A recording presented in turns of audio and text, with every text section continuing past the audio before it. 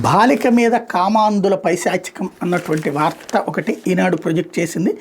గన్నవరం మండలం వీరపనేనిగూడెంలో స్నేహితురాలి ఇంటికి వచ్చిన బాలిక మీద 7 యువకులు సామూహిక అఘాయిత్యానికి పాల్పడిన ఘోరం ఇది. పోలీసుల కథనం ప్రకారం ఈ నెల 9న ఎన్టీఆర్ జిల్లా జీకొండూరుకు చెందిన బాలిక 14 ఏళ్ళు ఇంటి పక్కనే ఉంటున్న మరో యువతతో కలిసి వీరపనేనిగూడెం వచ్చింది. అప్పటి నుంచి స్నేహితురాలతో కలిసి ఉంటుంది. ఈ క్రమంలో వారి ఇంట్లో ఈ నెల 13న రాత్రి వివాదం తలెత్తగా యువతి తల్లి బాలికను మందలించింది. దీంతో మనస్తాపానికి గురైన బాలిక ఇంటి నుంచి బయటకు వచ్చి ఊరి పొలిమేరకు చేరుకుంది. అదే సమయంలో అక్కడ మద్యం తాగుతున్న ఓ మైనర్ 15 ఏళ్ళు రజాక్ బాలికతో మాటలు కలిపాడు. నేను జీకొండూరులో మీ అమ్మ వద్ద దించేస్తానని చెప్పి ద్విచక్ర వాహనంపై ఎక్కించుకున్నారు. వాళ్ళని నమ్మి బండెక్కి వెళ్ళిన ఆమె మీద కొంత దూరం వెళ్ళాక అఘాయిత్యానికి పాల్పడ్డారు. తర్వాత వీళ్ళు ఆమెను సిద్ధు జితేంద్ర వద్దకు తీసుకెళ్లారు. వాళ్ళు కూడా ఆమెపై దారుణాన్ని కొడిగట్టారు. అనంతరం కేసరపల్లికి చెందిన అనిల్ హర్షవర్ధన్ వద్దకు తీసుకెళ్లారు. వాళ్ళు కూడా లైంగిక దాడికి పాల్పడ్డారు. చివరికి ఆమె ఈ నెల 17న రాత్రి ఆటోలో ఎన్టీఆర్ జిల్లా మాచివరం తీసుకొచ్చి అక్కడ వదిలేశారు.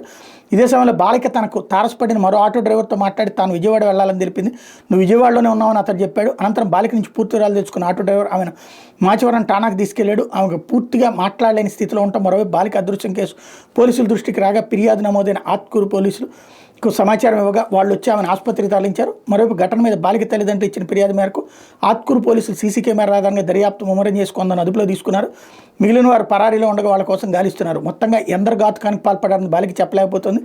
7 వరకు దారుణానికి పాల్పడ్డారని పోలీసులు భావిస్తున్నారు. వీరపనేనిగూడెనికి చెందిన బాణావతు లక్ష్మణ్ జితేంద్ర, పరసా సంజయ్, ఓ బాలుడు, కేసరపల్లికి చెందిన కొండేటి అనిల్ కుమార్, తేలప్రోజులకు చెందిన పగడాల హర్షవర్ధన్ మరో 2 నిందితులుగా తేల్చారు.